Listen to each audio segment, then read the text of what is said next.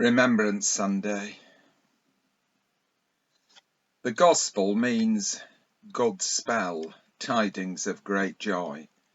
The tidings are from another world, but they're about this world. The news is so good and reassuring that a new and entirely satisfying perspective is the result. Our eyes are opened to see the meaning of the shadows. The beauty of the world with its light and shade is such that we can enjoy life. Even the darkness has its part in the picture, although we cannot tell the full meaning of these shadows.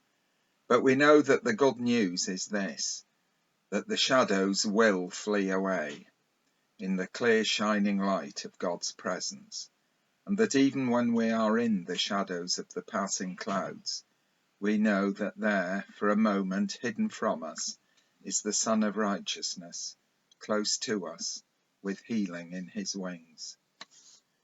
Those words that I've just spoken are not my own.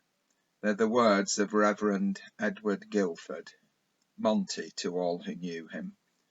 And he spoke these words as part of a sermon on Sunday the 15th of October, 1916, at a small town that stood on the fringe of the battlefields of the Somme, a battle which would bring about the deaths of over 1 million men and would see countless others wounded. Monty was just 27 years old. He was one of the many chaplains who were sent to the battlefields of the First World War. It is humbling to read his words over 100 years after they were spoken, and to wonder just what was going through the minds of the soldiers who listened to them on that Sunday morning so long ago. Many of those men were little more than children, and many of them had perhaps only days or even hours to live. I can't help but wonder just what thoughts and feelings lay in their hearts and minds. Were they thinking of home and family, loved ones and friends? Did their thoughts lead them to cobbled streets like those that would surround our church? Or perhaps their memories took them to the countryside or the seaside?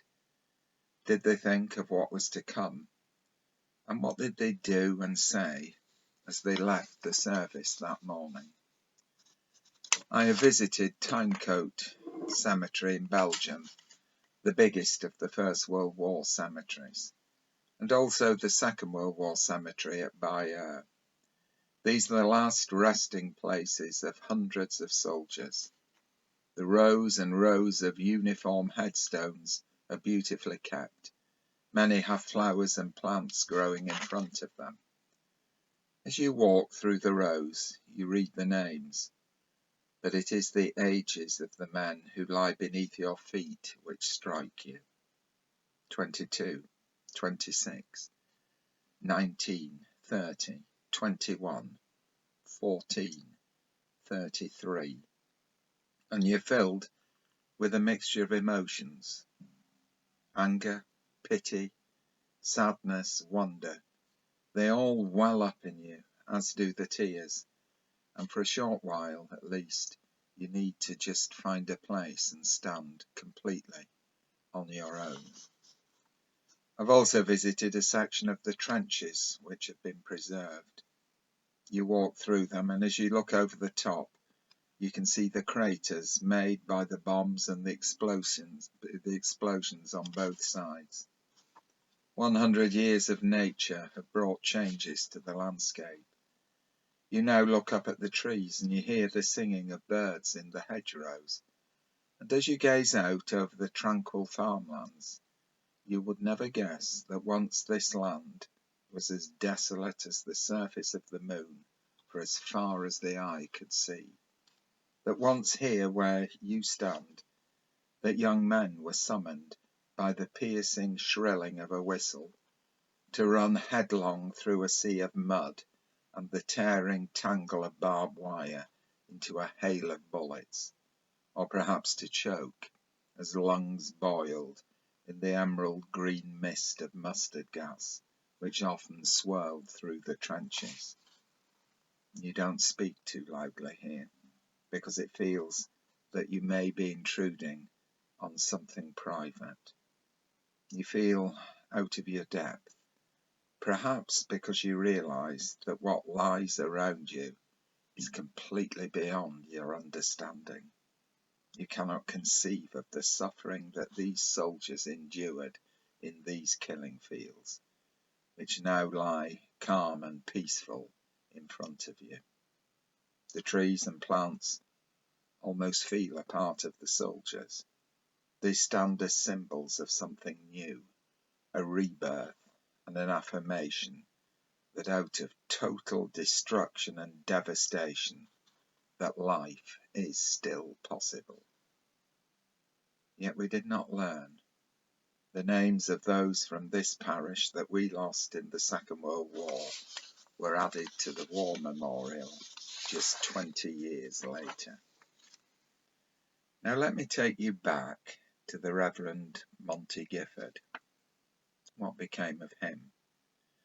Well, he survived the trenches. He took countless funerals, prayed with the sick and dying, and he once sat all night with a condemned man, and then stood beside him when he was led out at dawn before being tied to a wooden stake, blindfolded, and then shot by firing squad.